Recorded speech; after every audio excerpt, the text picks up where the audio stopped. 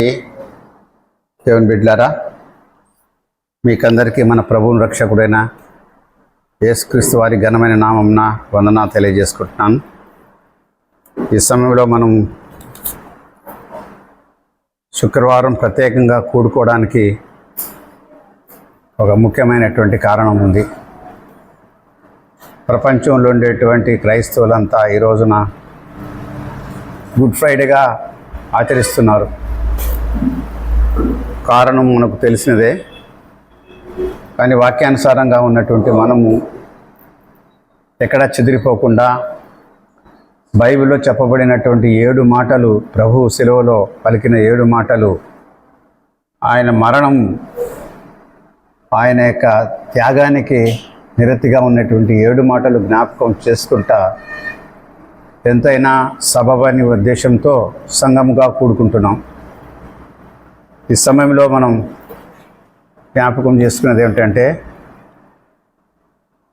వాస్తవానికి మన ప్రభువైన యేసుక్రీస్తు లోకరక్షకుడై ఈ లోకంలో జన్మించటం మనకు తెలుసు. ఆయన పాపులను విమోచించడానికి, పాపము నుండి మనల్ని పవిత్రులుగా లేక స్వతంత్రులుగా చేయటానికి ఆయన లోకానికి వచ్చాడు, తండ్రి చిత్తాన్ని నెరవేర్చడానికి. అలాగైతే ఆయన యొక్క వచ్చినటువంటి ఆ ఉద్దేశము ఏమాత్రము వెనుకాడక రక్తము చిందించే పాపక్షమాపణ లేదనేటువంటి మాటను ఆయన దృఢపరుస్తూ, పాత నిబంధనలో ఉండేటువంటి లేవి గ్రంథంలో ఉండేటువంటి ఆ యొక్క ధర్మశాస్త్ర ప్రకారం ఉండేటువంటి బలుల ద్వారా కాకుండా తనే సొంతంగా, తనే స్వయంగా లోక పాపంలో మోసుకొని దేవుని గొర్రెపిల్లలాగా ఈ లోకంలో ఆయన పాపంలో, మన పాపంలో కొరకు ఆయన మన పాపంలో నిమిత్తము ఆయన ప్రాణం పెట్టినవాడుగా ఉంటున్నాడు. కనుక ఆయన మరణించిన శిలువలో మనం పలికిన 7 మాటలు, ఆయన 6 సందర్భాల్లో అన్యాయమైన తీర్పు పొందినాడు. ఆయన నోట ఏ కపటము లేదు, ఏ పాపము లేదు. ఆయనలో ఏమాత్రం కూడా దోషము కనిపెట్టడానికి వీల్లేదు, పవిత్రుడు. ఆయన అన్నాడు ఒక సందర్భంలో, నాలో పాపం ఉన్నదని ఎవరైనా చూపగలరా అని సవాల్ విసిరిన వాడుగా ఉంటున్నాడు. ఎందుకంటే ఆయనకున్నటువంటి అమూల్యమైన రక్తం ద్వారానే, చిందించుడు ద్వారా, శరీరం నలగొట్టబడి ద్వారా పాప విమోచన కలుగుతుందని దేవుని యొక్క ప్రణాళిక ఉన్నది. కనుక ఆ యొక్క పరిస్థితులను మనము 4 సువార్తల్లో కూడా చూస్తాం. ప్రత్యేకంగా మొదటి మత్తయి, మార్కు, లూకా ఈ సువార్తల్లో ఆయన మరణాన్ని గురించినటువంటి అంశాలు మనం జ్ఞాపకం చేసుకుందాం. మార్కు సువార్త 19వ అధ్యాయము ఈ సందర్భంలో చూద్దాం. చూడండి, ఉపద్ఘాతంగా. తర్వాత సహోదరులు ఆయా సందర్భాలను బట్టి వాళ్ళు ప్రేరేపింపబడినట్టు సహోదరులు ఒక్కొక్క మాట మాట్లాడి 7 మాటలు ఉన్నాయి. వాటిని మనం పంచుకుందామండి. మార్కు సువార్త 19వ అధ్యాయం చూద్దాం. చూడండి, మనకు కొంత వెనుక బ్యాక్గ్రౌండ్ తెలియాలి కదా, డైరెక్ట్గా మాటల్లోకి కాకుండా దాని గురించినటువంటి కొంత అంశాన్ని మనం పరిశీలన చేస్తే మనకు అర్థమవుతుంది. బ్యాక్గ్రౌండ్ పరిశీలన చేయాలి. మార్కు సువార్త 19వ అధ్యాయం దయచేసి చూడండి. మార్కు సువార్త 19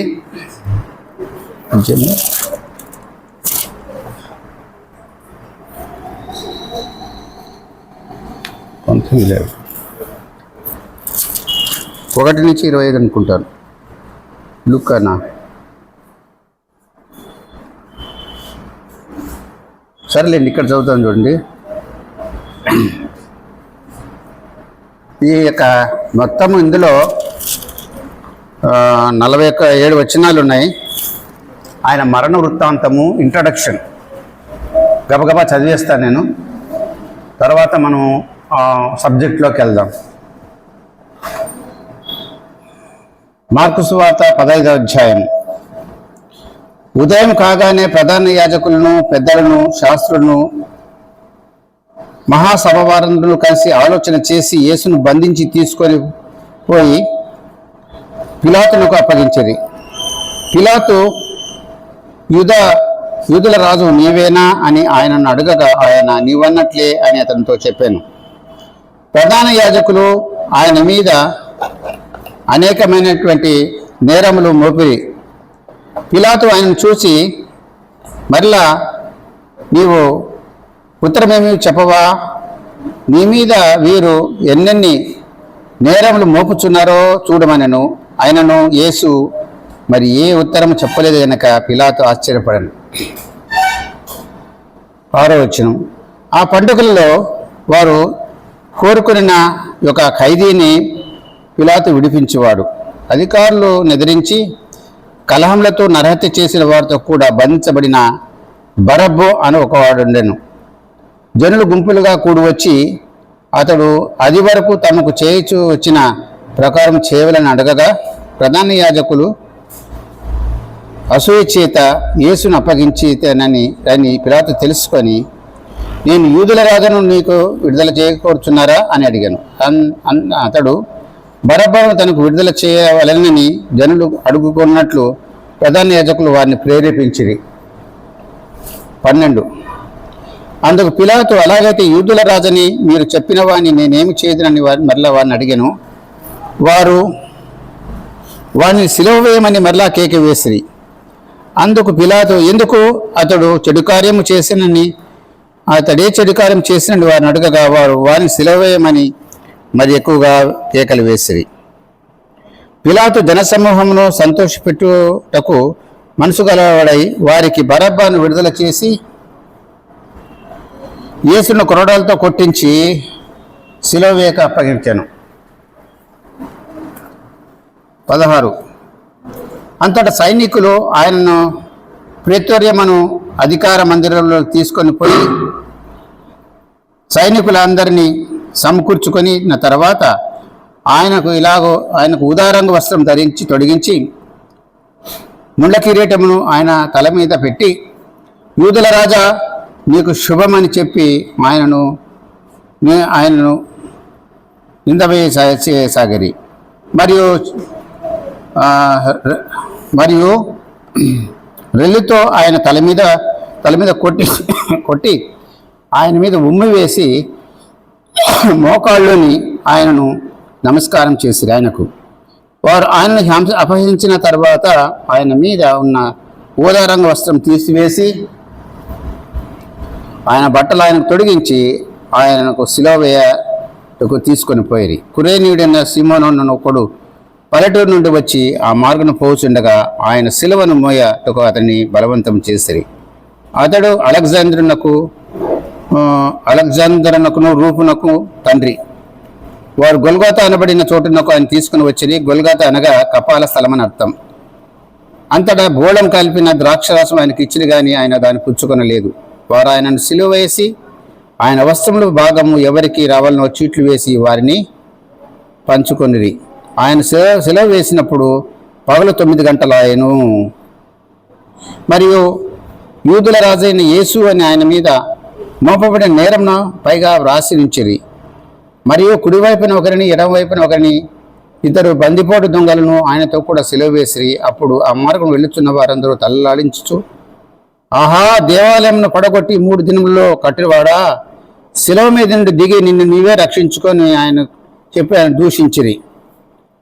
అట్లు శాస్త్రులు ప్రధాన యాజకులను అపహాస్యం చేయొచ్చు, వీడితరులు రక్షించను, తను తాను రక్షించుకొనలేడు. ఇజ్రాయేల్ రాజు క్రీస్తు ఇప్పుడు సిలువ మీద నుండి దిగువ రావచ్చును, అప్పుడు మనము చూసి నమ్ముదామని ఒకరితో ఒకరు చెప్పుకొని ఆయనతో కూడా సిలువ వేయబడిన వారిని ఆయనను అపహసించిరి. తర్వాత మధ్యాహ్నం అయింది. మధ్యాహ్నం మొదలుకొని 3 గంటల వరకు ఆ దేశమంతటా చీకటి కమ్మెను. 3 గంటలకు యేసు ఏలోయి ఏలోయి లామా సబక్తా అని బిగ్గరగా కేకలు వేసెను. ఆ మాటలకు నా దేవా నన్ను ఎందుకు చేయి విడిచితివి అని అర్థము. దగ్గర నిలిచిన వారిలో కొందరు ఆ మాటలు విని, ఇదిగో ఏలియాను పిలుచుచున్నాడండ్రి. ఒకడు పరిగెత్తుకుపోయి ఒక స్పంజి చిరకాల నుంచి రెల్లున తగిలించి ఆయనకు త్రాగనిచ్చి తాలుడి ఏలియా వచ్చి వీడిని దింపవచ్చునేమో చూతుమనను. అంతటి యేసు గొప్ప కేక వేసి ప్రాణం విడిచెను. అప్పుడు దేవాలయపు తెర పైనుండి క్రింది వరకు 2గా చెరిగను.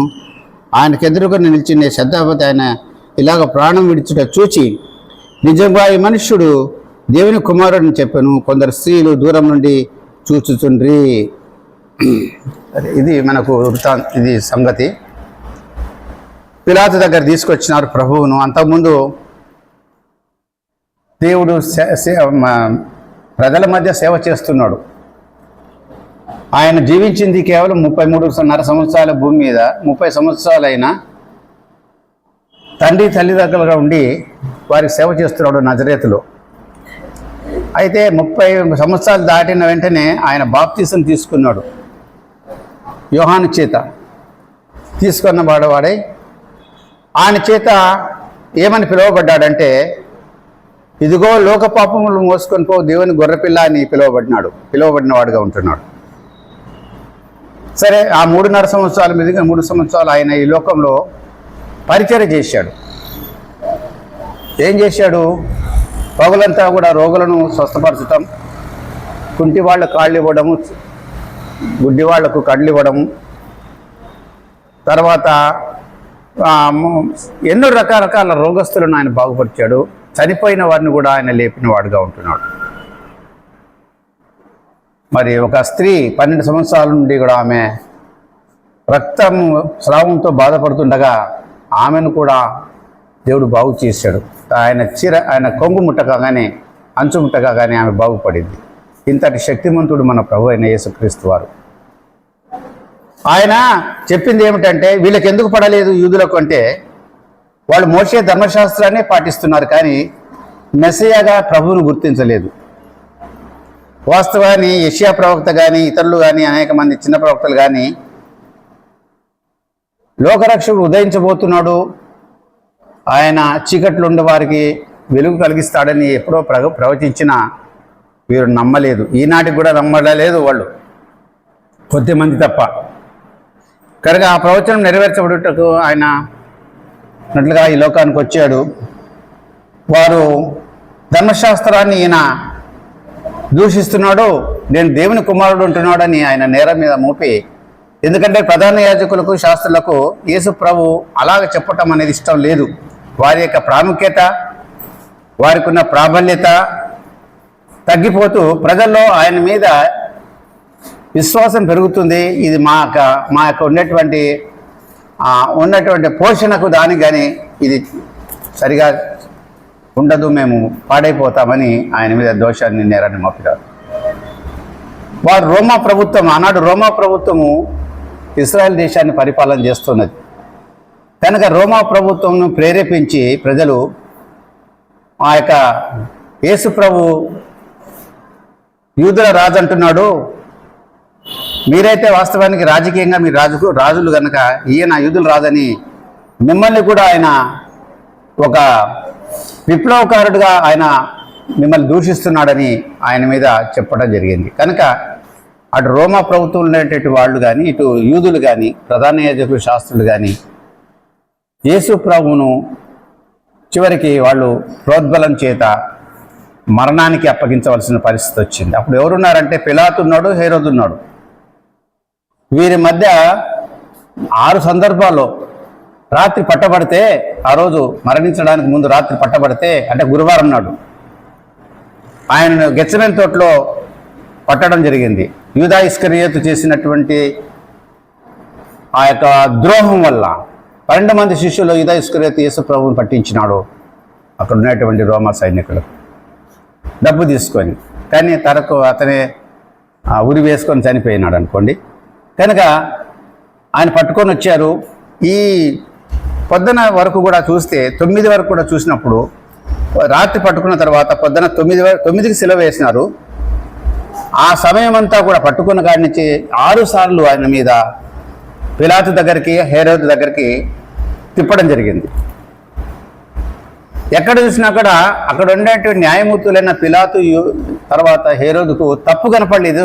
ఏ తప్పు చేసినాడయ్యా చెప్పండి, ఆయన పాలన చేసినాడు చెప్పండి, నేను శిక్ష విధిస్తాను అంటే వాళ్ళు ఏమి చెప్పడం లేదు. ఒకటే, ఆయన చంపండి, వాడిని చంపండి, ఆయన రక్తము మా మీద మా పిల్లల మీద ఉండాలని వాళ్ళు గట్టిగా అరిచినారు.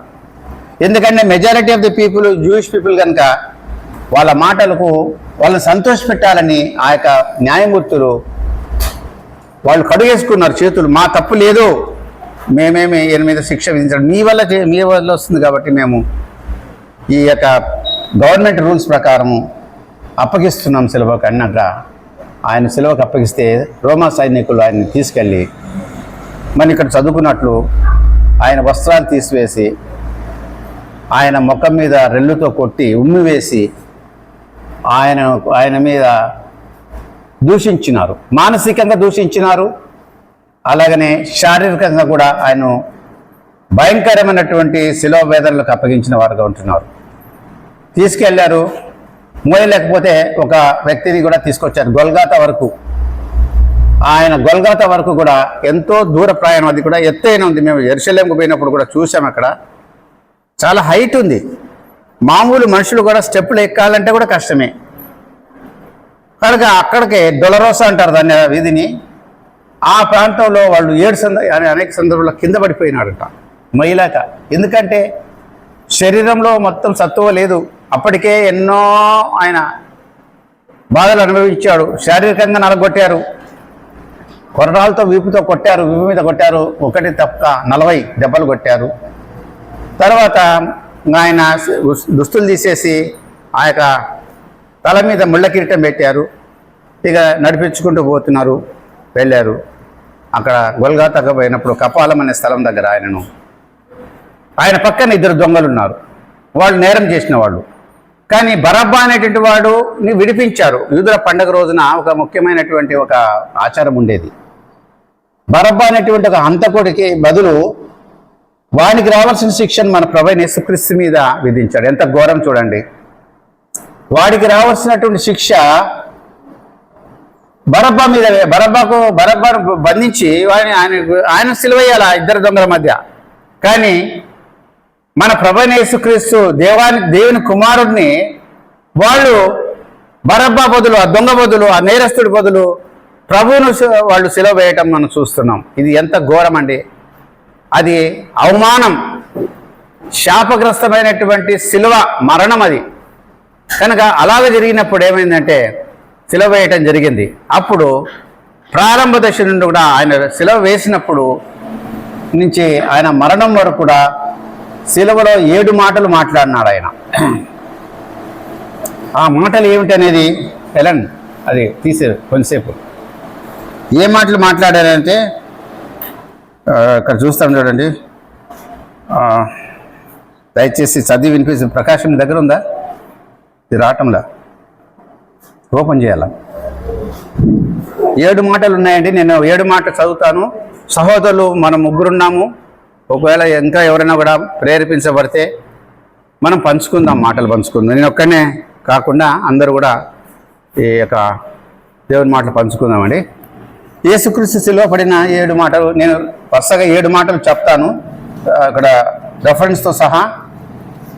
మనం చెప్పేటప్పుడు వాటిని మీరు ప్రేరేపణ బట్టి మాట్లాడాలని మనం చేస్తున్నాం. మొదటి మాట ఏమిటంటే లూకా సువార్త 23వ అధ్యాయం 34వ వచనంలో ఒక మాట ఉంది. ఏముందంటే, యేసు తండ్రి వీరేమి చేయుచున్నారో వీరు ఎరగరు గనుక వీరిని క్షమించమని చెప్పాను. మొదటి మాట. ఇంకా సెలవు వేస్తున్నారు, ఆ యొక్క మేకలు కొడుతున్నారు. అట్లాంటప్పుడు మాట్లాడిన మాటను ఒక సహోదరుడు మాట్లాడతాడు. రెండవ మాట, అందుకు ఆయన వానితో, నేడు నీవు నాతో కూడా పరదేశంలో ఉందివని నిశ్చయంగా నీతో చెప్పుచున్నాను. రెండవ మాట రెఫరెన్స్ లూకా సువార్త 23:43లో ఉందండి. తర్వాత నా మూడవ మాట యోహాను సువార్త 19:28లో ఒక మాట ఉంది. ఏముందంటే, యేసు తన తల్లి తాను ప్రేమించిన శిష్యుడును దగ్గర నిలుచుట చూచి, అమ్మా ఇదిగో నీ కుమారుడు అని తన తల్లితో చెప్పాను. నాలుగవ మాట మత్తయి సువార్త 27వ అధ్యాయము 48వ వచనంలో 4వ మాట మనం చూస్తామండి. అక్కడ ఏముందంటే, ఇంచుమించు 3 గంటల అప్పుడు యేసు ఏలి ఏలి లామా సబక్తా అని బిగ్గరగా కేక వేశాను. ఆ మాటకు నా దేవా నన్నెందుకు చేయి విడిచితివని అర్థము. 5వ మాట యోహాను సువార్త 19:28 ఒక మాట ఉందండి. అక్కడ ఏముందంటే, అటు తర్వాత సమస్తమును అప్పటికి సమాప్తమైనదని ఎరిగి యేసు లేఖలను నెరవేర్చినట్లు నేను తప్పికొనుచున్నానను అన్నాడు. 6వ మాట యేసు ఆ చిరక పుచ్చుకొని సమాప్తమైనదని చెప్పి తల వంచి ఆత్మను అప్పగించను. ఇది యోహాను సువార్త 19:30 ఉంది. చివరి మాట, అప్పుడు యేసు గొప్ప శబ్దంతో కేక వేసి, తండ్రి నీ చేతికి నా ఆత్మను అప్పగించుకొనుచున్నాను నేను. ఆయన ఇలాగ చెప్పి ప్రాణం విడిచెను. లూకాసు వార్త 23:46 ఈ మాట ఉంది. కనుక మీరే ఉన్నటువంటి సోదరులు ఇక్కడ అనుభవం కలిగిన వారు ఉంటున్నారు. మీరు ఏ మాట మాట్లాడతారో ముందే కొంచెము తెలియజేస్తే, నాకు ఇన్ఫర్మేషన్ ఇస్తే దాని ప్రకారం మనము నడుచుకుందాం. ఇప్పుడు మొదటి మాట చూసుకోవాలి. సిలువ వేయబడిన వృత్తాంతం అంతా చెప్పుకుంటూ వచ్చినాం. ఎందుకు దేవుడు సిలువ వేయబడ్డాడు, కారణం ఏంటి అని మార్కు సువార్త 15వ అధ్యాయం 1 నుంచి అనేక వచనాలు చూసుకున్నాం. దాని ఉపద్ఘాతం చూసుకున్నాం. అయితే ఈ రోజున మనం జ్ఞాపకం చేసుకునేది ఏంటంటే 7 మాటలు. ఆ మాటలు వెనుకున్నటువంటి ఆయన ప్రేమ, ఆయన త్యాగము, ఆయన యొక్క శ్రమ, ఆయన మన కొరకు ఎందుకు బలి అయినాడు, ఏమై ఉన్నాడు, అందులో ఉన్నటువంటి ఆత్మీయత్వం ఏమిటో మనము జ్ఞాపకం చేసుకున్నాం. మొదటి మాట యేసు అంటున్నాడు, తండ్రి వీరేమి చేయుచున్నారో వీరు కనుక వీరిని క్షమించమని చెప్పాను. ఎవరన్నా సహోదరుడు మాట్లాడతారంటే మీరు దయచేసి ముందుకు రండి. లేని ఎడల నేను మాట్లాడతాను. నెక్స్ట్ వాటికన్నా మీరు కొంచెం బీగా రెడీ ఉండండి అన్న. ఈ మాట ఎక్కడుందంటే 23:34 లూకాసు వార్త ఉంది. సరే, ఆయన తీసుకెళ్ళి ఏమన్నా ఆయన గౌరవంగా తీసుకెళ్లారా అంటే లే, చాలా అవమానకరంగా. ఒక క్రిమినల్ చూస్తే, ఒక దొంగను చూస్తే, ఒక హంతకుడు చూస్తే ఎంత భయంకరంగా పోలీసు వాళ్ళు ట్రీట్మెంట్ ఇస్తారు. చాలామంది పోలీస్ స్టేషన్కు కానీ జైలుకు కానీ ఎందుకు పోరంటే అక్కడ రాసినారు. నేను ఒకసారి చూశాను చల్లపల్లి జైల్లో, మీరు ఇక్కడికి రాకూడదు, ఈ యొక్క జైలు పరిసరాలకు రావద్దండి, రాకుండా చూసుకోండి, ఇక్కడికి వస్తే మీరు నరకం అనుభవిస్తారు. అంత ఘోరమైనటువంటి బాధలు ఉంటాయండి. ఎంతోమంది జైలుకు వచ్చిన వాళ్ళు వాళ్ళ అనుభవాలు చెప్తుంటారు. అంతకంటే ముందు జైలుకు పోకడానికి ముందు మొదట అది జైలుకు వచ్చేటువంటి ఒక తప్పు చేసిన వాడికి వచ్చినటువంటి బాధ. అది నిజంగా తప్పు చేసి నిజంగా పాపం చేసినవాడు, నిజంగా సంఘ వ్యతిరేకంగా ఉన్నవాడికి రావాలా ఆ యొక్క శిక్ష. కానీ మన ప్రభు ఆయన సృష్టికర్త, ఆయన సర్వాధికారి, ఆయన లోకరక్షకుడు, ఆయనలో ఏ పాపం లేదు. అటువంటి ఆయన పట్టుకొని దొంగకు బదులు ఆయన శిలువకు అప్పగించిన వాళ్ళుగా ఉంటున్నారు. తీసుకొచ్చినారు, అన్ని మెట్లు ఎక్కించినారు, 7 స్థలాలలో ఇక్కడ పడిపోయినాడు దేవుడు. అయినా మరి ఆ శిలువ భారం మొయ్యలేకపోయినాడు. శారీరకంగా ఉన్నాడు కదా దేవుడు ఇక్కడికి లోకానికి ఎట్లా వచ్చాడు? రక్త మాంసంలో పాలిభాగస్తుడు ఆయన. He was in flesh and blood, మనలాగా ఉన్నాడు. కానీ లోపల మటుకు దైవత్వం ఉంది. మనకు అట్లా లేదు. మనం కూడా శరీరమే, కానీ మనలో దైవత్వం లేదు. అంటిల్ ఎప్పటి వరకు మనం రక్షించబడి ప్రభు యొక్క మార్గంలో నడిచి ఆయన అనుసరిస్తున్నప్పుడు కొద్ది గొప్ప మన దైవత్వంలో ఉంటాము. ఆయన పరిపూర్ణుడు కనుక ఆయన ఏం చేశాడు? ఆయనను తీసుకొచ్చారు. ఆయన మౌనంగా ఉన్నాడు. వదకు తేపాడు గొర్రెపిల్లవరే బొచ్చు కత్తిరించవదుట. గొర్రెపిల్ల ఎలాగ మౌనంగా ఉంటుందో యెషయా మనం చూస్తున్నాం, ఆయన శిలువ ధ్యానం అంతా చూస్తాం. అట్లా ఆయన కామ్గా ఉన్నాడు. ఏమన్నా కనుక ఆయన పవర్ చూపించింటే అసలు మనకు రక్షణే ఉండేది కాదు. సైతాను ఓడించాలంటే వాడు చాలా బలవంతుడు. వాడిని ఓడించాలంటే ఏం కావాలంటే మంచితో తనకున్నటువంటి పరాక్రమాన్ని. కొంతమంది మేము హీరోస్ అంటాం, అక్కడ కాదు హీరో. నిజమైనటువంటి హీరోయిజం అక్కడ దేవుడు చూపించాడంటే ఆయన పరాక్రమశాలిగా తన ప్రాణాన్ని కనీసం ఒక చిన్న మాట కూడా మాట్లాడకుండా ప్రాణాన్ని తను పణంగా పెట్టాడు. క్రైదనముగా అర్పించుకున్న వాడుగా ఉంటున్నాడు. కానీ ఇక్కడ జరిగింది, ఇక్కడ తీసుకెళ్లారు. మొదటి మాట మనం చూసుకున్నది ఏమిటంటే లూకాసు వార్త, తండ్రి వీరేమి చేయుచున్నారో వీరు ఎరగరు. కొడుతున్నారు. ఆ రోమా సైనికులు చాలా కఠినులు. వాళ్ళు ప్రపంచంలో ఆనాడున్న సైనికులందరిలో కూడా ద గ్రేటెస్ట్ వికెట్ పీపుల్ ఎవరంటే రోమన్స్. వాళ్లకు మానవత్వం ఏమాత్రం ఏ కోశాన ఉండదు. వాడు వాళ్ళ చేతికి తిక్కితే అసలు ఒక జంతువు కంటే హీనంగా అతన్ని శిక్షిస్తారు. వాళ్ళ కొరడాలకు, వాళ్ళకు ఉండేటువంటి బల్లేలకు, వాళ్ళ కొరడాలకు కొండ్లు ఉండేటివంట. కొండ్లు అంతకుముందే ఆ కొండ్లతో కొట్టినారు. వీపంతా నాగటి చాళ్ళ వల్లే దున్నినారు, ఉమ్మినారు, రక్తమంతా కారిపోతుంది. అక్కడి నుంచి మళ్ళీ సిలువ మోసుకొని గొల్గొతా కొండకు పోవాలి. పోయినాడు. అప్పటికే ఆయన శరీరంలో ఉండేటువంటి రక్తమంతా చాలా వరకు కారిపోయింది. సరే, అక్కడ పోయిన తర్వాత మేకులతో కొడుతున్నారు, సిలువకు మేకులతో కొడుతున్నారు. కాళ్లకు 2 కాళ్ళు పెట్టి, ఆ సిలువకు 2 కాళ్ళు పెట్టి ఒక మేకుతో కొట్టారు. ఈ ఒక చేతికి ఒక మేకు, ఒక చేతికి ఒక మేకు. అవి కూడా చాలా పెద్దవంట. అది సైంటిఫిక్గా చెప్పారు. చాలా పెద్ద మేకులు అనమాట. అవి కొట్టేసి ఇంకా సిలువను లేపినారు. బ్యాలెన్స్ పడతామా? మనం మామూలుగా నిలబడాలంటేనే చేత కాదు, ఒక గంట సేపు కరెక్ట్ బాగా కొంచెం ఉంటే. కానీ ఆ సిలువ మీద కాళ్ళ మీద బరువు పడుతుంది, చేతులన్నీ లాగుతుంటాయి. ఇక్కడ ఆల్రెడీ వెనకాల కొరడాలతో కొట్టినారు, రక్తమంతా ముఖమంతా ఉమ్మినారు, ఊసినారు.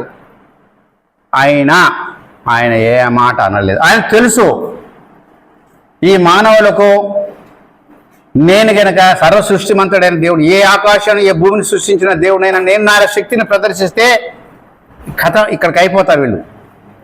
దేవదూతలు వచ్చి ఆయన కాపాడుతారు. కానీ ఆయన వద్దు, నేను మరణించి సమాధి చేయబడి, నన్ను నేను మరణానికి అప్పగించిన సమాధి చేయబడి తిరిగి లేస్తే తప్ప ఈ లోకానికి విమోచన లేదన్నాడు ఆయన. కనుక ఆ కార్యం చేసినట్టు దేవుడు ఎవరు లేరు లోకంలో, మన ప్రభు తప్ప. ప్రాణం పెట్టిన వాడు ఎవడు లేడు మానవుల కొరకు. అలాగ ప్రాణం పెట్టాడు. ఆ కొట్టినప్పుడు, ఆ మేకులు కొడుతున్నప్పుడు తిట్టమా, ఒక మాట రాదా? ఏవైనా నన్ను ఇట్లా చంపుతున్నావు, ఎందుకిట కొడుతున్నారు, ఏమనుకుంటున్నారు అని ఒక మాట అనలే. తండ్రి వీరేమి చేయుచున్నారో వీరికి తెలియదని యెహోవా దేవునితో ఆయన మొరపెట్టుకున్నాడు. తెలీదు, క్షమించంటున్నాడు.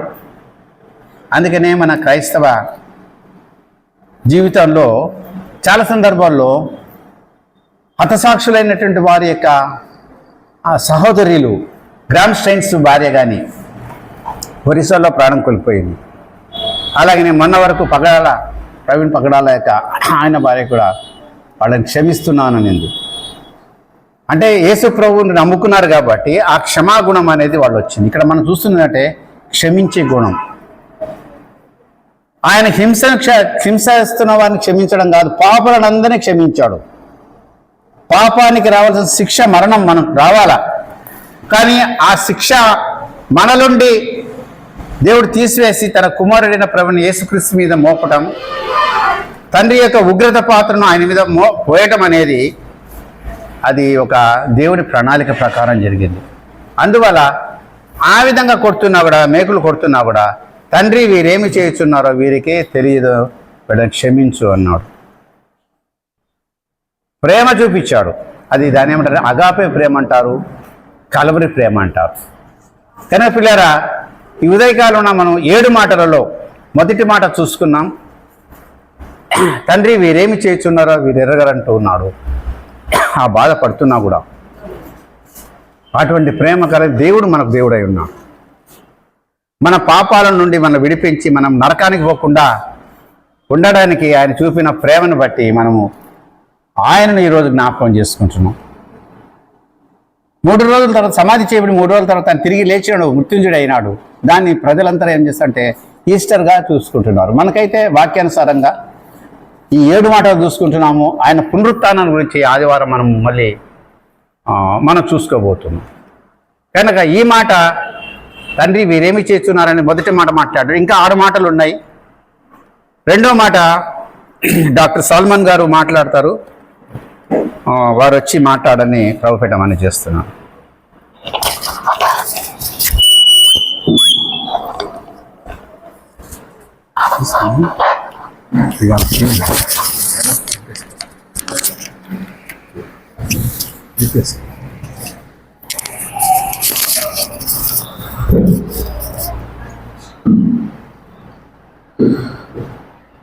ప్రభు నామంలో మీ అందరికీ ఉన్నాడండి.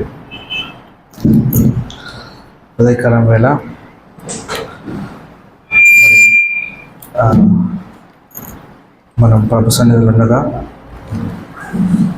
శిలువలో పడిన 7 మాటల ధ్యానాల్లో 2వ మాటను మనం జ్ఞాపకం చేసుకుందాం.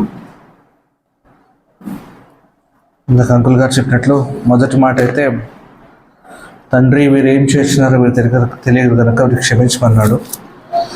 మరి 2వ మాట కూడా అదే లూకా సువార్తలో 23వ అధ్యాయం 43వ వచనంలో ఉందండి.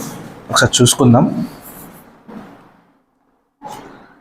లూకా సువార్త 23వ అధ్యాయం 43వ వచనం.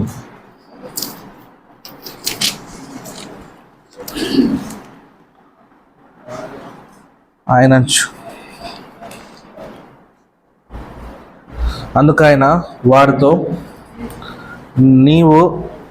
నేడు నీవు నాతో కూడా పరదేశంలో ఉందవని నిశ్చయముగా నీతో చెప్పుచున్నాను నేను.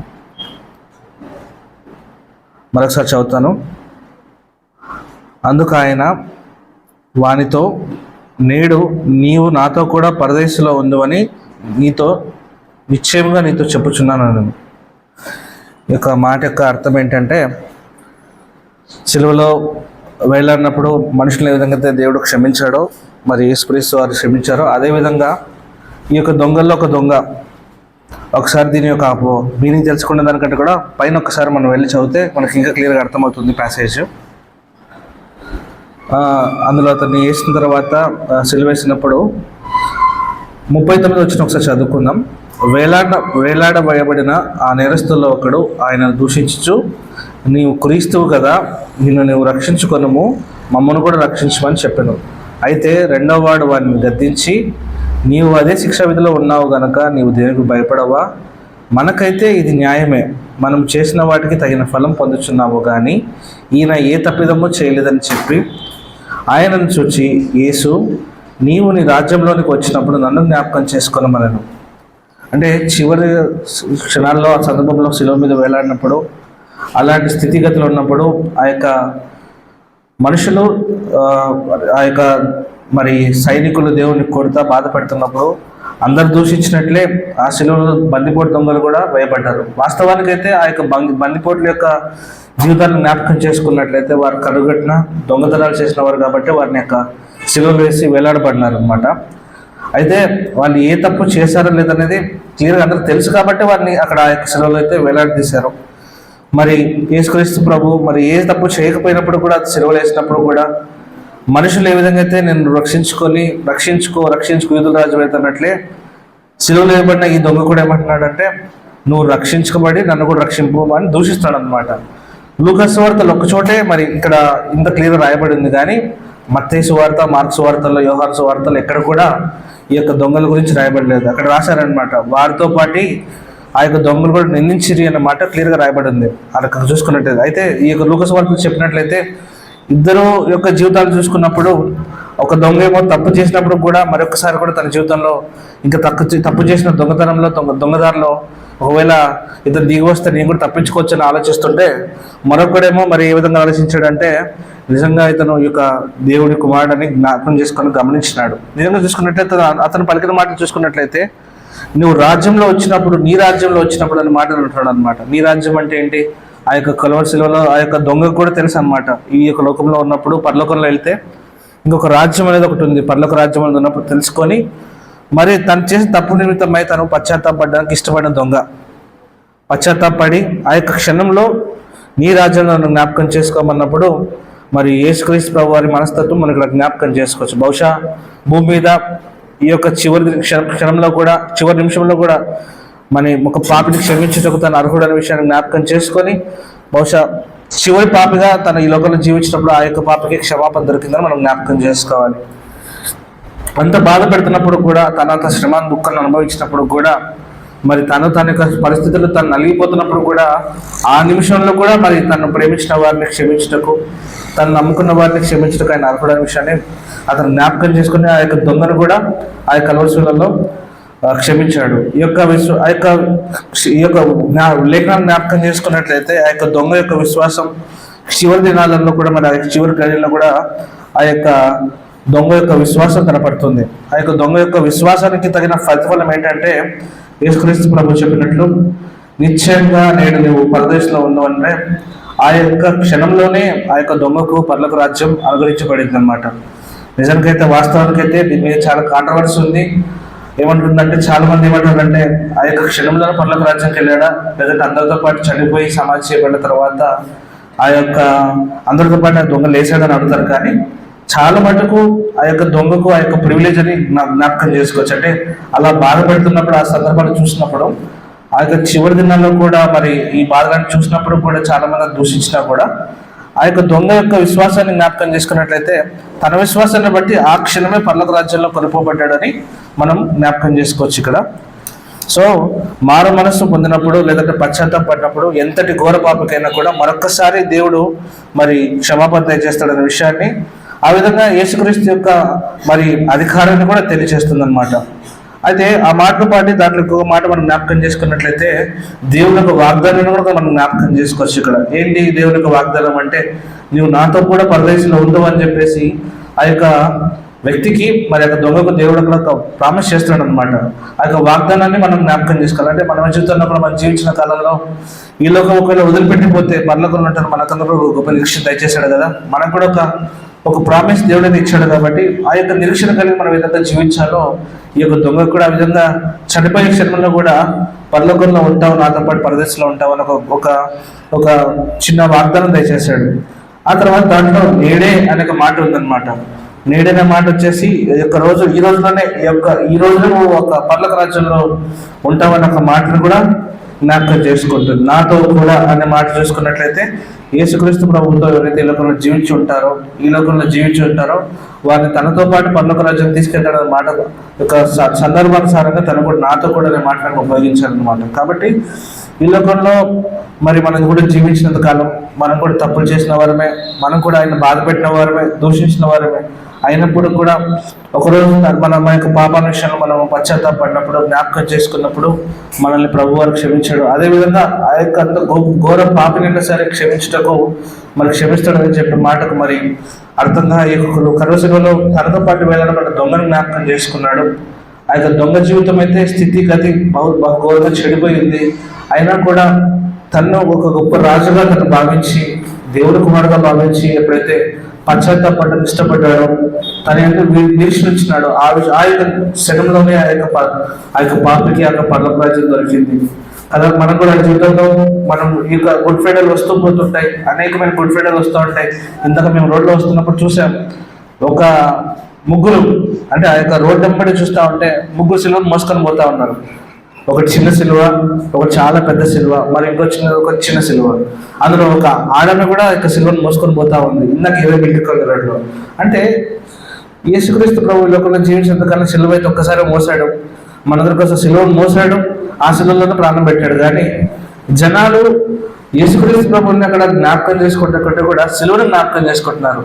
వాస్తవానికి సిలువను మోసాడు అంటే మన పాపాన్ని ఆ సిలువలో తను భరించాడంటే దాన్ని బట్టి ఆనందించాలి. మనం దాన్ని బట్టి పశ్చాత్తాపడుకున్నాం కాబట్టి దాన్ని బట్టి మనం ఆనందించుకొని ఎల్లప్పుడూ తను చేసిన మేలు జ్ఞాపకం చేసుకొని ఆయన స్తుతించమని ఆ యొక్క సిలువను మోసాడు. కానీ జనాలు ఏం చేస్తున్నారంటే ఆ యొక్క తను ఈరోజు యేసుక్రీస్తు ప్రభు లేకపోయినా సిలువను మాత్రం ఒక కొయ్యం చేసుకొని ఆ సిలువకు ప్రాధాన్యత దయచేస్తున్నారు. కానీ ఆ సిలువ మీద జరిగిన కార్యానికి వారి యొక్క ప్రాధాన్యత దయచేయట్లేదు. కాబట్టి మనం అలాంటి వారు ఉండగా మనం ప్రతి సంవత్సరం గుడ్ ఫ్రైడే ఈస్టర్ వస్తూ ఉంటుంది, ప్రతి సంవత్సరం మనమే సంపాదిస్తాం దేవుడిని, ప్రతి సంవత్సరం మనమే లేపుతుంటాం. కాబట్టి అలా చేయక మన జీవితంలో జీవించినంత కాలం మరి ఎంతకాలం జీవిస్తామో తెలియదు, కానీ జీవించినంత కాలం అయితే మాత్రం మనము చాలా జాగ్రత్తగా జీవిస్తూ గుడ్ ఫ్రైడే మాత్రమే కాదు, కానీ ప్రతిరోజు ప్రతి శుక్రవారం కాదు, ప్రతిరోజు కూడా మన జీవితంలో మనము దేవుడు మనకు బట్టి చేసిన గొప్ప కార్యం త్యాగాన్ని తలపోసుకుంటూ ఎప్పుడు మనం కృతజ్ఞతలుగా ఉండవాలని ఈ యొక్క సందర్భం బట్టి మీకు అందరికీ ప్రభునామంలో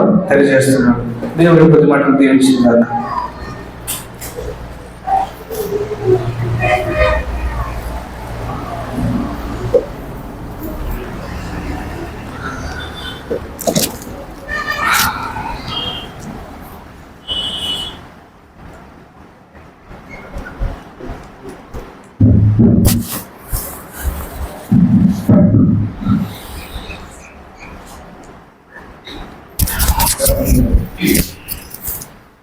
జరిగినటువంటి దేవుని బిడ్డలారా, ఇంతవరకు మనం శిలువలో ప్రభువు పలికిన 7 మాటల్లో 2 మాటలు చూసుకున్నాం. మొదటి మాట ఇందులో మనం గమనించినప్పుడు యేసు అంటున్నాడు, తండ్రి వీరేమి చేస్తున్నారో వీరికి తెలియదు, వీరు ఎరుగరు కనుక వారిని క్షమించమన్నాడు. రెండవ మాట డాక్టర్ సాల్మన్ గారు మాట్లాడుతూ వాక్యానుసారంగా ఉన్న మాట 23 ప్రకారం లూకాసు వార్త, పరదేశులో ఉండువని నేడే నీవు ఈనాడు పరదేశంలో ఉండువని తెలిపాడు. పరదేశ్ అనగా ఒకానొకప్పుడు మనకు చెరగా పట్టుకుపోయినారంటారు, కానీ పరదేశ్ అన్నప్పుడు అది భూమి యొక్క పొరల్లో ఉన్నట్టు యేసు ప్రభు ఈ లోకానికి వచ్చిన తర్వాత మరణించి పరదేశం తీసుకుపోయినారంటారు. సరే, అది వేరే వేరే కాంట్రవర్షియల్ సబ్జెక్ట్స్ అనుకోండి. పరదేశంలో ఎవరు ఉన్నారంటే భక్తులు ఉన్నారని. ఎందుకంటే దేవుడు మరణించినప్పుడు ఆయనతో పక్కన ఉన్న దొంగతో అన్నాడు, ప్రభా నీ రాజ్యంలో నువ్వు జ్ఞాపకం చేసుకో అన్నాడు. ఒక దొంగ ఏమన్నాడు, నువ్వు నిజంగా దేవుడు అయితే కమాన్ దిగు,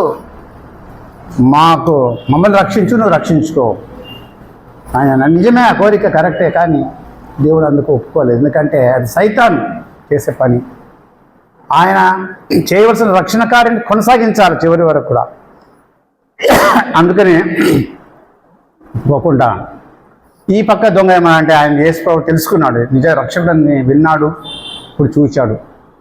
ఏమంటున్నాడు, నీ రాజ్యంలో జ్ఞాపకం చేసుకుంటున్నాడు, పరదేశంలో జ్ఞాపకం చేసుకున్నాడు. పరదేశ్ కనుక వెంటనే క్షమించాడు. మన ప్రభువు ఇక్కడ గుర్తుపెట్టుకోవాల్సిన మాట ఏమిటంటే, దేవుడు మనల్ని క్షమించే దేవుడు. మనం ఎంత ఘోర పాపి అయినా కూడా, ఎంత చెడ్డవాళ్ళమైనా కూడా దేవుడు మనల్ని క్షమిస్తాడు. అది కూడా ఎంతవరకు మన బొందిలో ప్రాణమంత లోపల ప్రభువుతో సమాధాన పడిందాలా. లేకపోతే ప్రాణం పోయిందంటే ప్రాణం ఒక్కసారి పోయిన తర్వాత మనం ఆయన జడ్జిమెంట్ సీటు ముందట నిలబడాల. చాలా క్రిటికల్ పొజిషన్ ఉంటుంది. ఇప్పుడు మామూలుగా మన జడ్జిమెంట్లో కాదు, ఆయన అప్పుడు తీర్పు తీరుస్తాడు. పరదేశంలో ఉంటావని అంటే ఎంత just with in a fraction of a second, ఒక చిటికలోనే ఆయనను పరలోకానికి తీసుకెళ్ళిపోయినాం. ఎంత గొప్ప విషయం చూడండి. క్షమించడంలోనే అది కూడా వెంటనే క్షమించాడు. అంత మంచి మనసు రావాలి కదా. రెండవది, నువ్వు దాంతో పాటు పరదేశంలో ఉంటావని కూడా చెప్పడం కూడా మనం చూస్తున్నాం. ఇప్పుడు ఈ మాట చెప్పినటువంటి సోదరుడికి వందనాలు. మరి మూడో మాట చూస్తాం. మూడో మాట ఏముందంటే, యోహాను సువార్త 19వ అధ్యాయం 26. దయచేసి మీ దగ్గర బైబిల్స్ ఉంటే మీరు జ్ఞాపకం చేసుకొని చూడండి. పిల్లలు రెఫరెన్స్ చూసుకోండి, మీరు అక్కడక్కడ చూడొద్దండి. మీ దగ్గర బైబిల్స్ ఉంటాయి, అన్నీ నేను చెప్పేటివన్నీ కూడా కొత్త నిబంధనలో ఉండేటివే. యోహాను సువార్త 19వ అధ్యాయము 26వ వచనంలో ఒక మాట ఉంది. ఫాలో కాండి చెప్పేది. యేసు తన తల్లియు తాను ప్రేమించిన శిష్యుడును దగ్గర నిలిచిండుట చూచి, అమ్మా ఇదిగో నీ కుమారుడిని తన తల్లితో చెప్పాను. ఇక్కడ ప్రభు తల్లి ఎవరంటే మరియమ్మ. మామూలుగా శారీరకంగా జన్మ ఇచ్చింది, తల్లి గర్భాన్ని ఇచ్చింది మరియమ్మ. పరిశుద్ధాత్మ దేవుడు ఆమెను కమ్మినాడు కనుక ఆయన పరిశుద్ధుడిగా జన్మించాడు. యోసేపు వల్ల శారీరకంగా కలిగిన వాడు కాడు ప్రభు. పరిశుద్ధాత్మ చేత త్రూ ద హోలీ స్పిరిట్ జన్మించినాడు, వాళ్ళని గౌరవించినాడు. కానీ ఆయనకు వాస్తవానికి తండ్రి ఎవరు? యెహోవా దేవుడు, పరలోకంలో తండ్రి యొక్క చిత్తాన్ని ప్రకారం వచ్చినాడు. ఇక్కడ చూడండి, యవనస్తులు నేర్చుకోవాల్సినది ఏమిటంటే, చాలామంది మిస్ అవుతున్నారేమో. ఈనాటి దినాల్లో ఎలాగైపోయిందంటే సొసైటీ తల్లిని తండ్రిని కేర్ చేయటం లేదు, టోటల్గా కేర్ చేయటం లేదు. ఎందుకంటే వాళ్ళ ఆస్తి సంపాదించేంత వరకే, మాకేం సంబంధంలే. ఎందుకన్నావు? ఈ మాటలు వస్తున్నాయి ఈ మధ్య. ఎందుకన్నావు నమ్మోన్లే, మీకు అంటే ఏం చేస్తారు చెప్పండి? వాళ్ళ కొరకు ప్రాణం పెట్టి, వాళ్ళ కొరకు ప్రతిదీ సర్వం దారపోసి, తమ త్యాగం చేసి తినకుండా వాళ్ళు పెంచుతున్నారు తమ పిల్లలు మంచివాళ్ళు కావాలని ఉద్యోగరీత్యా. అందుకనే వాళ్ళ తల్లిదండ్రులు కనుక ఆత్మీయంగా ఉంటే వాళ్ళ ఆ పిల్లలను కూడా ఆత్మీయంగా పెంచుతున్నారు. కానీ ఇక్కడ ఈ లోకంలో ఈ చివరి దినాలు కనుక ఈ మాట క్వైట్ ఆపోజిట్గా జరుగుతుంది. తల్లిదండ్రులు ద్వేషించేవారు ఉంటారంట. ఎవరైనా ఇది మంచి పద్ధతిరా, ఈ పద్ధతిలో పో, ఇది మంచిగా ఉంటుంది, ఇది బాగా ఉంటుంది, నువ్వు పోతే ఇట్లా పాడైపోతావురా, లోకం బాగలేదు, నిన్ను సాకిరాం, సంతరించినాము, ఉద్యోగం ఇచ్చినాము, అంతా చేసినాము, నువ్వు బ్రతుకు మంచి లైఫ్ లీడ్ చేసుకో అంటే నో. స్నేహితులతో ఇక రకరకాలైనటువంటి చెడు వ్యసనాలతో బానిసైపోయి ఇంట్లో వాళ్ళని కూడా బాధ పెడుతున్నారు. కాబట్టి దేవుడు చూడడం లేదనుకోవద్దండి. ఒకరోజు ఒక ఫైన్ మార్నింగ్ ఆయన వాళ్ళకు ఉంటుంది.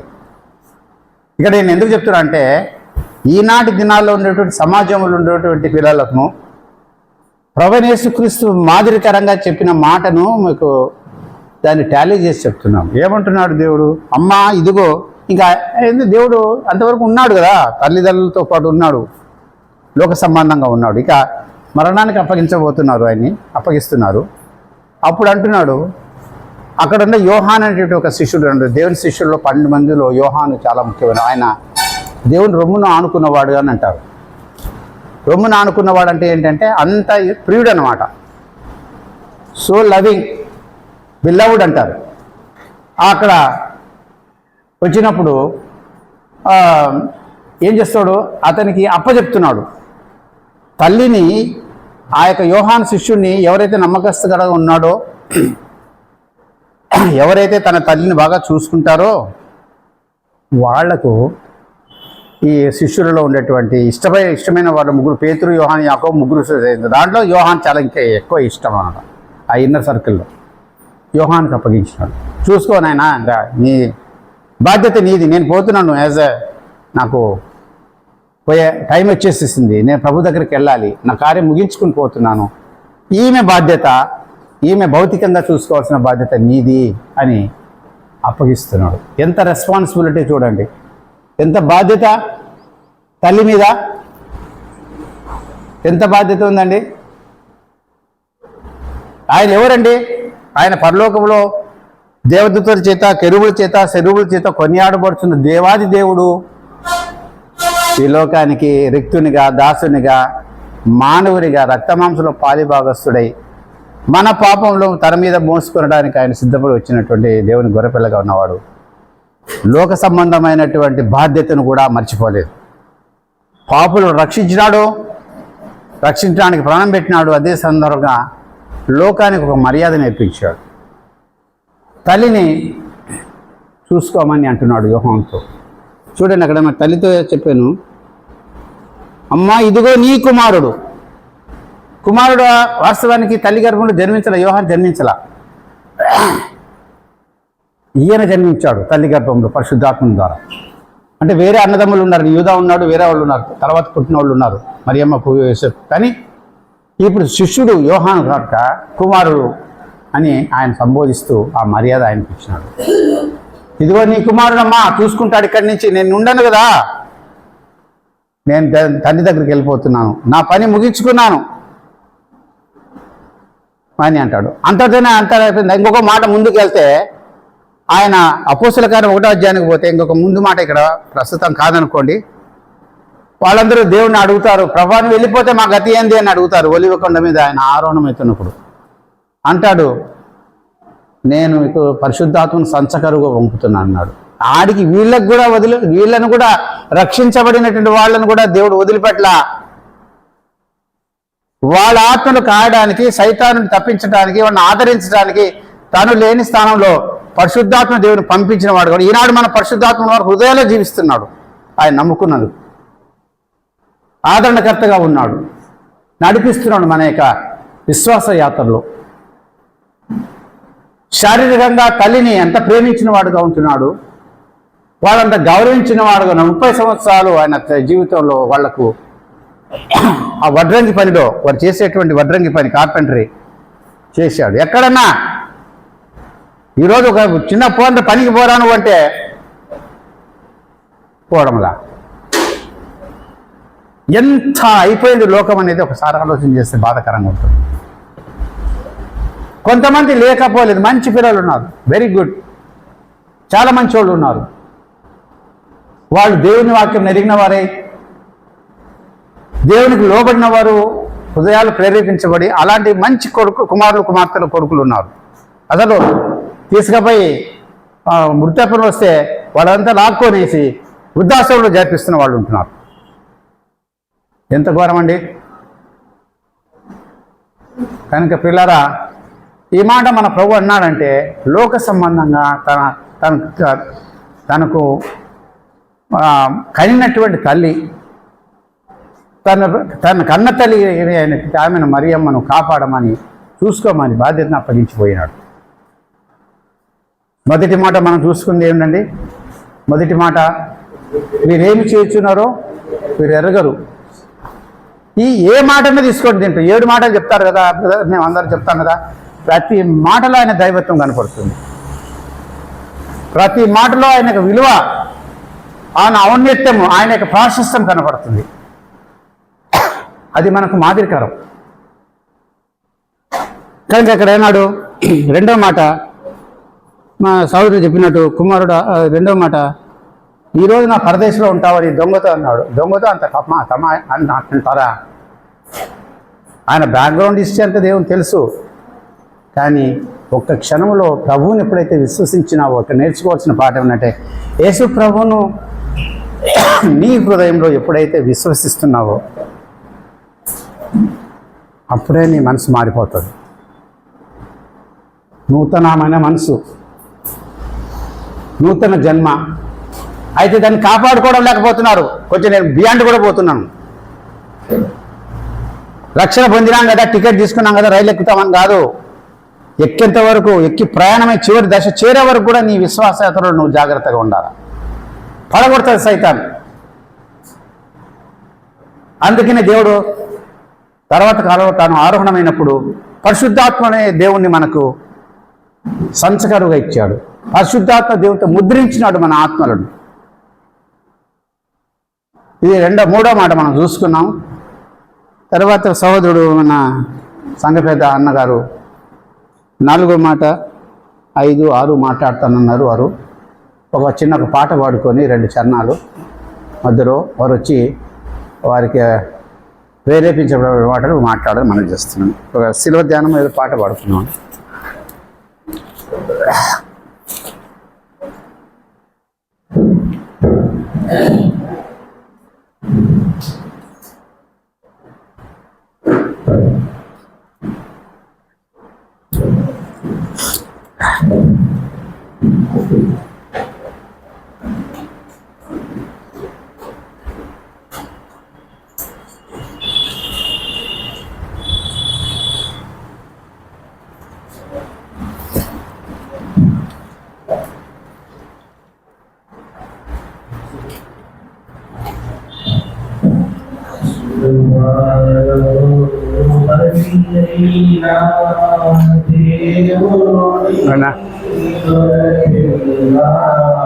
చెప్పిన ఫస్టే మీరే మాట్లాడండి, అన్నవస్తు కలుసుకోండి అన్నారు. సల్మాన్ కూడా చెప్తాను. ఒక మాట మాట్లాడతా, ఒక మాట.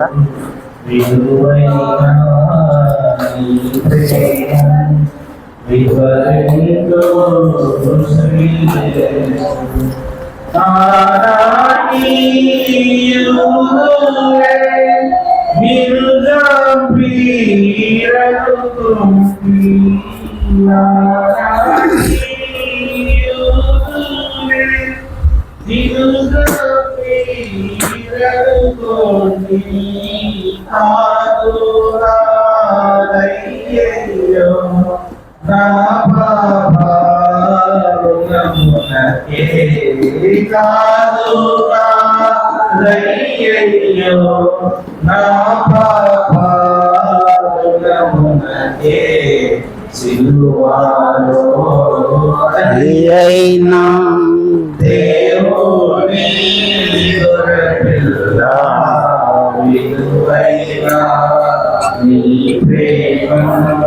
వివరిందో శ్రీయేసు విలువైన నీ ప్రేమను వివరిందో శ్రీయేసు నా పాప దోషముచే నీ చాచి ఉండని నా పాప దోషముచే నీ చాచి ఉండని మరణమై నా కొరకు మరణమై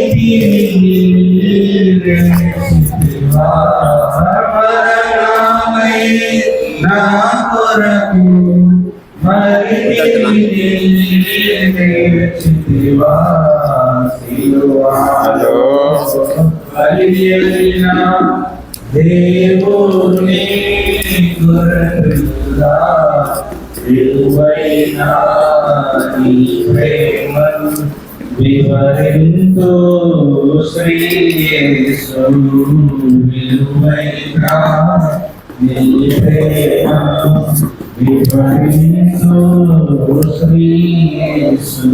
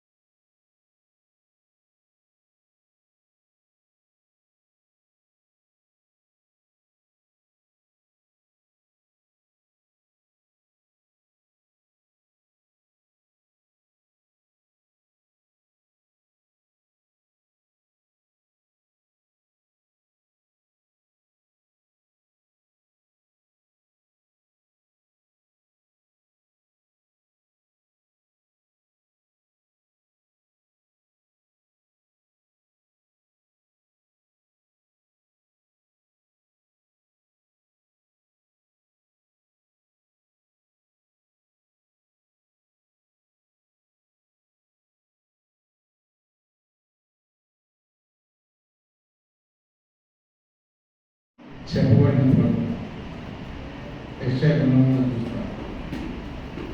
ఆ ప్రభు భూమి మీదకి వచ్చినటువంటి మాట వాస్తవం కనుక ప్రవక్తలుగా చెప్పబడిన మాట ఏంటి అంటే, ఇదిగో కన్యక గర్భవతి కుమారుని కన్ను చెప్పబడిన మాట. అమ్మ జ్ఞాపకం పెట్టుకోండి, నేను అన్ని 5 మాటలు 6 మాటలు కలిపి మాట్లాడుతున్నాను.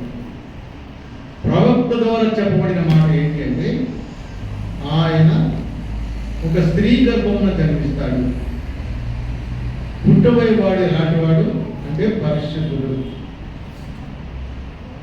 ఆ మాట చెప్పబడింది ఎట్లా అంటే ప్రవక్తల ద్వారా చెప్పబడిన మాట స్త్రీ ద్వారా ఏం చేయబడాలి?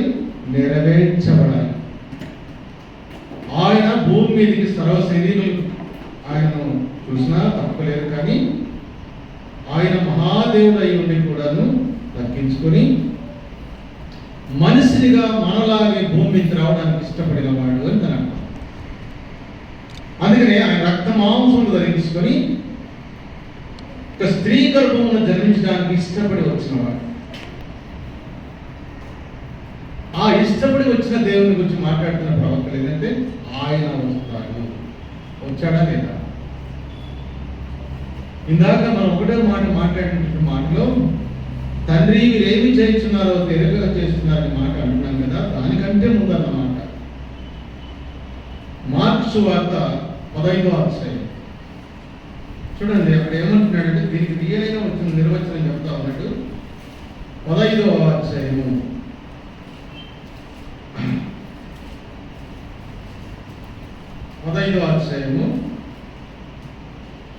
34వ వచనం చూడండి. 3 గంటలకు యేసు ఎలోహి ఎలోహి లామా అని బిగ్గరగా అని కేక వేసెను. ఎప్పుడు?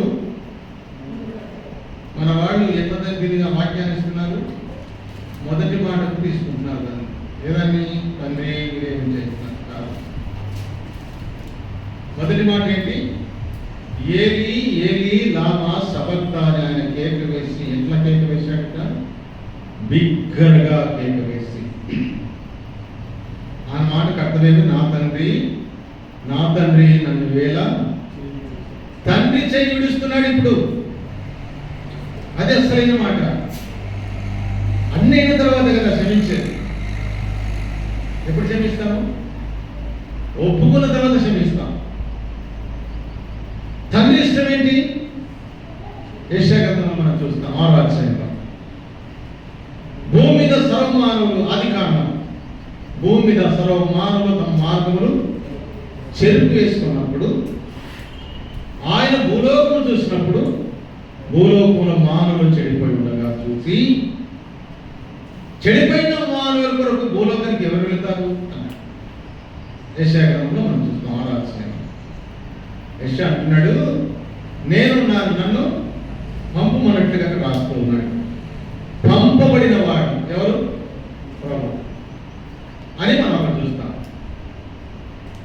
యోహాను సువార్తలో మనం చూస్తే 6:38 చూసామన్నాడు, నేను పరలోకం నుంచి దిగి వచ్చి తిని. ఎక్కడున్నాడు ఈయన?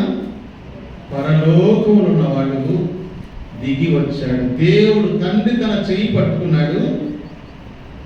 తండ్రి చేతి నుంచి నేను వెళుతాను, నన్ను పంపించమని భూలోకాన్ని దిగి వచ్చిన వాడు. ఎందుకని?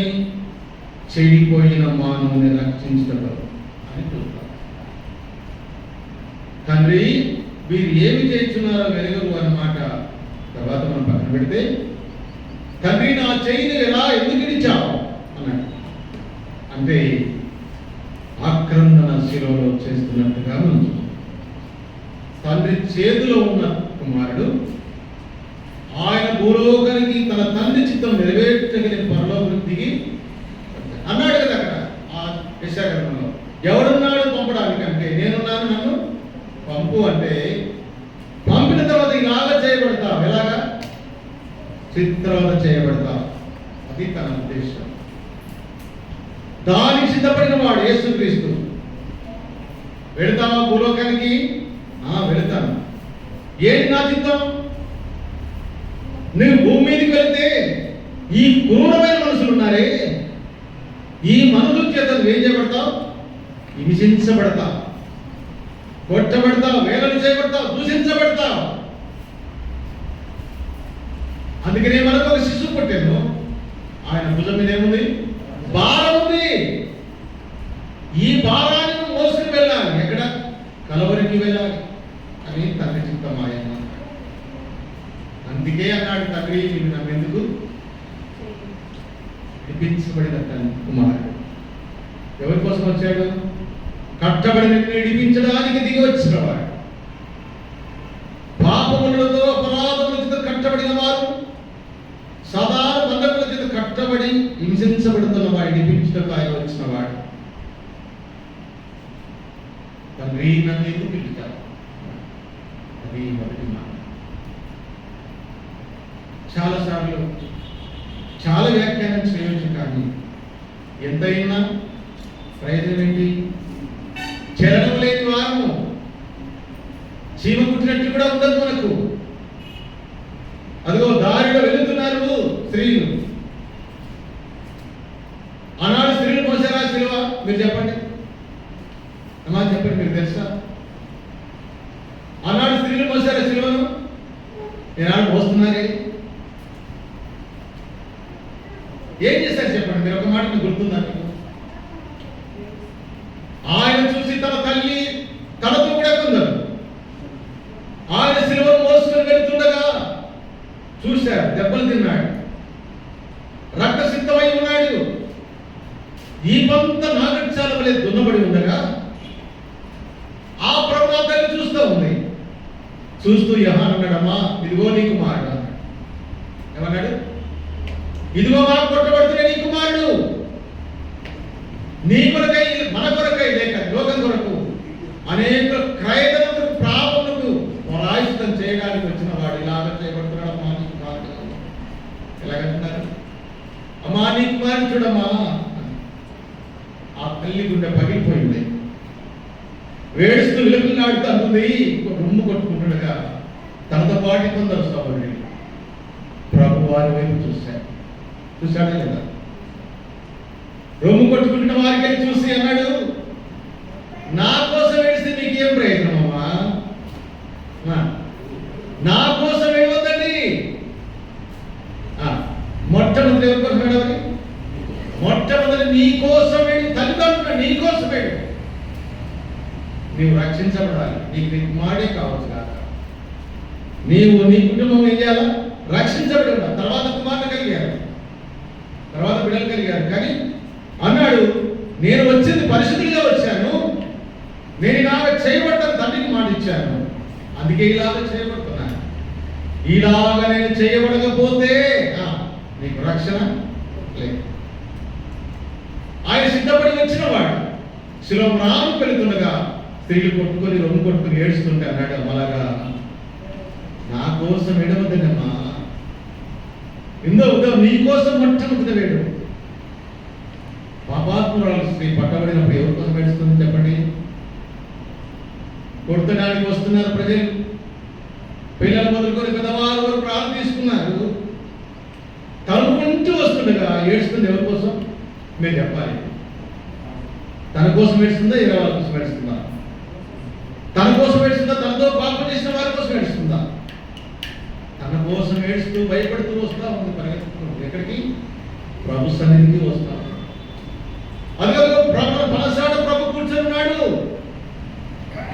ఆయన దగ్గరికి వెళితే ఏం కలుగుతుంది? రక్షణ కలుగుతుంది అనుకుని పరిగెత్తుకుంటూ ఆయన దగ్గరికి రాగా చూశాడు కదా. అమ్మా అన్నాడు, నీకు శిక్ష ఎవరు విధించలేదు. ఎవరి కోసం ఏడుస్తుంది ఇప్పుడు? ఆమె కోసం ఏడ్చి వచ్చగా రాగా ప్రభు ఆమెను క్షమించాడు. అమ్మా నీ పాపములు ఇక క్షమించబడి ఉన్నవి. ఎంత మంచి దేవుడికి. మనం ఏం చేస్తున్నాం? రావడము పోవడము, రావడము పోవడం. ఈనాడు సిలువను మోసుకొని పోతున్నారు దారిలో స్త్రీలు. ఆనాడు స్త్రీలు ఏం చేశారు? ఆయన అన్నమాట, నీ కోసం ఏడవమ్మా. తర్వాత ఎవరి కోసం ఏడవాలి? నీ కుటుంబం వారి కొరకు, నీ కుటుంబం కొరకు, నీ కొరకు, నీ కుటుంబం కొరకు ఏడువు అంటే ఏడ్చుకుంటే కూర్చోమని దాని అర్థం. ఏమని అర్థం మరి? అమ్మా మీరు చెప్పాలి, నా పిల్లల కోసం ఏడవాలి, నా కోసం ఏడవాలి అంటే దేవా నా జీవితం చక్కచేయి, నా బ్రతుకును కాపాడు, నా తర్వాత నా పిల్లలు ఉన్నారే, అలాగే నా భర్త మిగిలి ఉన్నాడే రక్షణ లేక అని నీ భర్త కోసం ఏడు, నీ బంధువులు మిగిలి ఉన్నారు కదా వారి కోసం ఏడు. ఆయన ఆయన సులోభానికి వెళ్ళిపోతున్నాడు. విలాపాత్మలో మాట ఉంది, నా కోసం మీరు ప్రలాపిస్తున్నారే అన్నారా అన్నాడు. ఒక మాట చెప్పనా, విలాప వాక్యములు 1వ అధ్యాయంలో ఒక మాట చూడండి, 12వ వచనం అది చదవండి ఒకసారి. ఆ మాట చదివితే బాగుంది, చాలా బాగుంది. మాటలు ఎందుకు గుర్తు చేస్తున్నానంటే, మనం చదువుకున్న మాటకు చెప్పబడే మాటకు ఇక్కడ ఉన్నదానికి మ్యాచ్ కావాలి అని చెప్తున్నాం. చూడండి, త్రోవన వెళ్ళి వారు గారా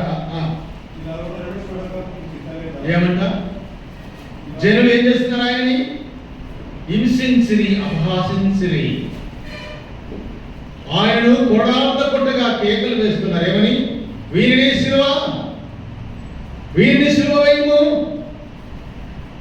ఏం చేశాడు ఆయన? నిన్ను ప్రేమించినందుకు, ప్రేమ చేసినందుగా, నీకోసం భూలోకానికి వచ్చినందుకు ఆయన సిలువ వేయాలి అని చాలా సంగతులు చెప్తారు. కానీ ఆయన సిలువ వేస్తుంటే కొందరు అపహాసం చేస్తున్నారు. ఎక్కడ వెళ్తున్నారు వాళ్ళు? త్రోవలు వెళుతున్నారు. సిలువ మోస్తూ ఆయన త్రోవలు వెళుతుండగా, బరువైన సిలువను మోసం వేస్తుండగా భుజాలు వేసుకున్నాడు కదా. ఆయన అన్నాడు, ఇదిగో లోక పాపమును. యోహాను సువార్త 29:35 ఈ 2 వచనాలు ఆ మాట కనబడుతుంది. ఆ ప్రభు నీ కోసం వచ్చి తన తండ్రి చేతులను విడిపించుకొని భూలోకానికి వచ్చి శిలువను మోసుకుంటూ వెళ్ళిపోతున్నారు గొల్గొతా వరకు. ఆ వెళ్ళి వారిని చూసి తలలాడిస్తున్నారు, కేకలు వేస్తున్నారు. ఏమని? వీరిని సిలువవేయము, సిలువవేయము. మరొక మాట చూడండి, నేను 4వ మాట 5వ మాట అన్నాను కదా. చూద్దాం, చూడండి 4వ మాట యోహాను సువార్త, లూకా సువార్త. నేను ఇంకా 5 నిమిషాలు లేక 10 నిమిషాలు ముగిస్తాను. ఎవరు కంగారు పడదండి. నేను మామూలుగా మాట్లాడడానికి చాలా ఉన్నాయి, కొన్ని విషయాలు మాత్రమే మాట్లాడుకుని వెళ్దాం. 43వ వచనం లూకా సువార్త 23:43 చూడండి. అక్కడ మనం చూసాం, మత్తయి సువార్తలో ప్రవక్తల ద్వారా చెప్పబడిన మాట నెరవేర్చక ఆయన భూలోకంలోకి వచ్చాడు. భూలోకంలో వెళ్తే ఏం జరుగుతుంది? తను చెప్పాడంటే నువ్వు ఇలాగ చేయబడతావు, ఇలాగా శిలువ ప్రాణకు పోయబడతావు, శిలువలో నీ ప్రాణం పెట్టడానికి ఇష్టపడతావా అంటే పడతాను. అందుకని తన రాయబడిన మాట ఏంటంటే, ఆయన తన శిలువలో తన ప్రాణము దారపోసనని రాయబడింది. మనకు శిలువలో తన ప్రాణము దారపోయడానికి ఇష్టపడి వచ్చిన వాడు. చూడండి 43 వచనం ఏమంటున్నాడు? లూకా సువార్త 23:43. అందుకు ఆయన వానితో ఎప్పుడన్నాడు ఈ మాట? ఇది ఎన్న మాట? 2వ మాట ఇప్పుడు కనపడుతుంది. మొదట తండ్రి చేయి విడిచాడు, ఆయన భూలోకానికి దిగి వచ్చాడు. దిగి వచ్చిన వాడిని చూసినాడు, అనేకులు త్రోవ తప్పి వెళ్ళిపోతా ఉన్నారు. వాడిని చూసినాడు. అప్పుడు ఆయనకు కూడా 2 దొంగలు శిలువ వేయబడినట్టుగా ఆ దొంగలతో ఒకటి అన్న మాట ఏంటంటే, నీవు నాకు నేడు అనే మాట నేను పోయిన సంవత్సరంలో చెప్పాను. కానీ అక్కడ కింద మరొక మాట, నీవు నేడు నాతో కూడా ఎక్కడ? పరదేశిలో ఉండవు. ఎక్కడ ఉండాలని ఇష్టపడ్డాడు మనల్ని? పరదేశిలో ఉంచడానికి ఇష్టపడిన ప్రభు. మనకు పరదేశ్ అంటే తెలుగు, పాతాళం అంటే తెలుగు కదా. పాతాళం ఎవరు తెలుస్తుంది? పాతాళంలో ఉండేది ఎవరు తెలుస్తుంది? లాజరు ఉన్నాడు కదా, ధర్మంతుడు ఉన్నాడు కదా. లాజరు ఎక్కడున్నాడు? తండ్రి రొమ్మున ఆనుకొని ఉండగా ధనవంతుడైన వాడు కూడా ఉన్నాడు. ఎక్కడి నుండి కేకేస్తున్నాడు ఇప్పుడు ఇతను? పాతాళం నుండి, తండ్రి అయిన అబ్రహామా, ఇదిగో ఇక్కడ ఎక్కడ? పాతాళంలో ఉన్నాను, నేను దాహం కొని ఉన్నానయ్యా. అప్పుడు మంచి పిలిచి బీరు తాగాను. కానీ చాలా మంది ప్రవీణ్ గారి గురించి మాట్లాడుతున్నప్పుడు ఆయన ఇక్కడ కొన్నాడు మందు, అక్కడ కొన్నాడు మందు, అక్కడ కొన్నాడు మందు. ఆయన ఎక్కడ తాగినట్టు మందు చెప్పట్లా. ఎంత మంచివారండి ప్రజలు. కొండని చెప్పేది మంచిదే. ఒక డూప్లు పెట్టారంట, సినిమాలలో మస్తు చూస్తున్నాం కదా, అదే డూప్ పెట్టారు. ఇదిగో ఇక్కడ కొన్నాడు ఆయన మందు, నాకు మంచిదే. 4 రకాల మందు కొన్నాడు ఆయన. ఎక్కడ తాగినాడు ఎవరు లేదు కదా. చూపించారు ఎక్కడైనా? 3.5 గంటలో ఆయన దాదాపు 300 కిలోమీటర్ దాటి వెళ్ళిపోయాడట. తాగినవాడు. నమ్మశక్యమైన మాటలు కాదు. అంటే నడుచేస్తా అన్న. అందుకని నేను కేపాల్ గారు వేశారు, పిల్లలు వేశారు. ఆయన చాలా మంది ఏమన్నా తెలిసిన కేపాల్ గారిని, ఈయన పిచ్చోడు, ఈయన ఎరియోడు. ఏ ముద్ర వేయాలి? ఒక మనిషిని ఏమైనా చేయాలంటే ఒక ముద్ర వేయాలి. ప్రవీణ్ గారికి ఏ ముద్ర వేశారు? భారతదేశం అంతా చుట్టినవాడు, అమెరికా దేశంలో తన స్థానాన్ని నిలిపినవాడు, అనేకులకు మాదిరిగా నిలిచినవాడు, హతసాక్షి అయిన వాడు. ఆ రక్తం భూమిలో ఉంది, మొరపెడుతుంది ప్రభుత్వం. ఎంతమంది తెలుసు మనకి ఈ మాట? ప్రభు రక్తము మన కొరకే కార్చి ఉండగా, దేవాదేవుని లోకానికి వచ్చి రక్తం కార్చి ఉంటే నిర్లక్ష్యం చేస్తున్నానే. 4వ మాట చూస్తున్నాం. చాలా విషయాలు వివరణ చేయడానికి సమయం కాదు కనుక మరొక మాట, 4వ మాట చూద్దాం. చూడండి, లేక 5వ మాట, యోహాను సువార్త 19వ అధ్యాయం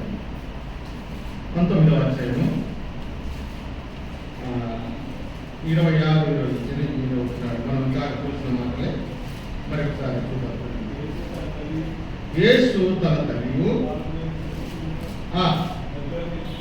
దగ్గర నిలిచి ఉండుట చూసి, అమ్మా, సంపూర్ణమైన మానవుడు. ఎలాంటి వాడైనా సంపూర్ణమైన మానవుడు, తల్లికి లోబడిన వాడు. ఆయన ఎవరికి వ్యతిరేకమైన వాడు కానీ. ప్రవీణ్ గారు మాట్లాడిన వీడియోలు ఉన్నాయి కదా, కొన్ని వందలు మాట్లాడాడు. ముఖం మీద చిరునవ్వు తప్ప మరొకటి కనపడదు. బెదిరింపు కాల్స్ వస్తున్నాయి. ఇదిగో ఈ గంట నేను చంపుతాం, నీ బిడ్డలు నమ్ముతాం, నీ భార్యను నమ్ముతాం. 20 కోట్ల ఆస్తి పడట మనకు తెలిసినటువంటి మాట. అలాంటి వాడు ఎవరైనా రోడ్డు పక్కన ఉన్న దాంట్లో పోయి కొన్నాడు. ఆయన కిందనే ఉందంట, ఆయన ఆఫీస్ కిందనే ఉందంట. ఒక షాప్ కూడా ఆడకుండా ఎడకున్నాడు, ఎక్కడో దారిలో కొన్నాడట. 5-6 కార్లు ఉన్నాయి తనకి. 25 మందిని అనాథలను పెంచుతూ వారికి భోజనాలు పెడుతూ వారి కన్న బిడ్డలాగా చూసుకుంటాడంట. ఎలాగా? కన్న బిడ్డలు. ఒక 12 మందిని ప్రేమించిన వాడు ఇంకా వారికి పెళ్లిళ్ళు కూడా చేశాడట. వారికి పిల్లలు, వారికి ఉద్యోగాలు ఇప్పించాడట. ఆఫీస్కి వెళ్తే మనకైతే కూర్చేవే కానీ కదా. ఆఫీస్కి వెళ్తే చాలా సంగతులు ఉన్నాయి కానీ ఆఫీస్కి వెళితే నిరాడంబరంగా వాళ్ళ వల్లే ట్యాగ్ వేసుకొని వారు ఎక్కడ కూర్చుంటే అక్కడే కూర్చొని వారితో భోజనం చేసి ఒక టేబుల్ కానీ కుర్చీ కానీ సపరేట్ లేదంట. ఎవరంటారు ప్రభు సాక్షి? ఇప్పుడు ఎవరంటారు దేవుని పిల్లలని? ఎవరైనా మనం ఒకసారి అన్నారంటారా? నేనంటే నా అంతకు నేను అంటున్నాను. మనం వెళితే ఉద్యోగం చేసి రిటైర్ అయితే కనీసం ఒక్కడైనా, కనీసం ఇద్దరైనా ఆయన ఉన్న కాలము నాకు ఇలా చేస్తారయ్యా చెప్పగలుగుతారా? మాట చెప్తాం, మోసం చేస్తాం, మాట చెప్తాం, మర్చిపోతాం. యేసు ప్రభు మాట చెప్పి దిగి వచ్చాడే కానీ మాట ఇచ్చి మోసం చేసిన వాడు కానీ కాదు. శిలువ వెళ్తామన్నాడు, శిలువ ప్రాణిపోయాడు. ప్రాణం పెడతామన్నాడు, ప్రాణం పెట్టి చూపించాడు.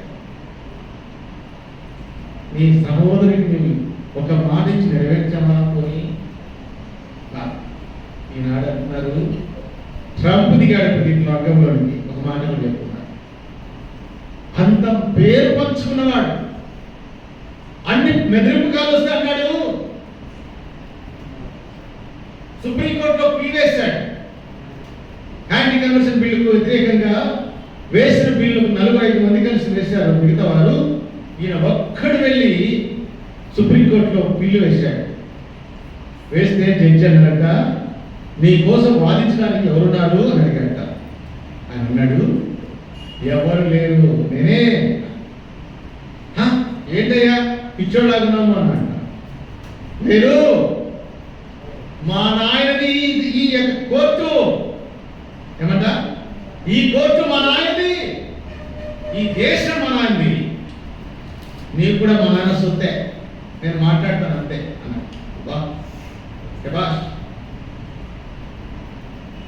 ఎస్, మా డాడీది అంటే అతనికి దిమ్మ దిగిపోయిందంట. తర్వాత సీనియర్ లాయర్ ఒక ఆయన పెట్టాడు, 27 లక్షలు ఇచ్చాడట. ఎంత ఇచ్చాడట? 27 లక్షలు ఇచ్చాడట. ఆయన నిన్న 16వ తారీఖు ఈవినింగ్ వచ్చినటువంటిది దాన్ని ఎలాగైనా తప్పించాలని కుట్ర పనిచేసి ఆయన చంపివేశారు. ఆయన పోతే ఇక లేదు. ఈనాడు గొంతులు వివేకమయ్యాయి. ఇప్పుడు చూశారు ఒక మాట చెప్పంటారా? ఆయన చనిపోతే ఒక పేరు కలిగి ఉన్నాడు, సభలలో చక్కగా వాడబడ్డాడు. ఎక్కడ చూసి చిరునవ్వుతో మాట్లాడాడు, సమానం చెప్పు. 12 భాషలు అనర్గళంగా మాట్లాడతాడట. ఎన్ని భాషలు? 12 భాషలు మాట్లాడతాడు. అది నచ్చలే ప్రపంచాన్ని. యేసు మంచివాడంటే నచ్చలే ప్రపంచానికి. నీ కోసం వచ్చాడంటే నచ్చలే ప్రపంచానికి. ఆయన లోకంలోకి వచ్చాడు, తండ్రి చేత విధించబడి వచ్చినవాడు. ఆయన శిలువలో నీ కోసం ప్రాణం పెట్టడానికి వచ్చినవాడు. అది ఆయన మరణించాడయ్యా నీకోసం. ఆయన నమ్మదే నీ పాపాలు క్షమిస్తానన్నాడు.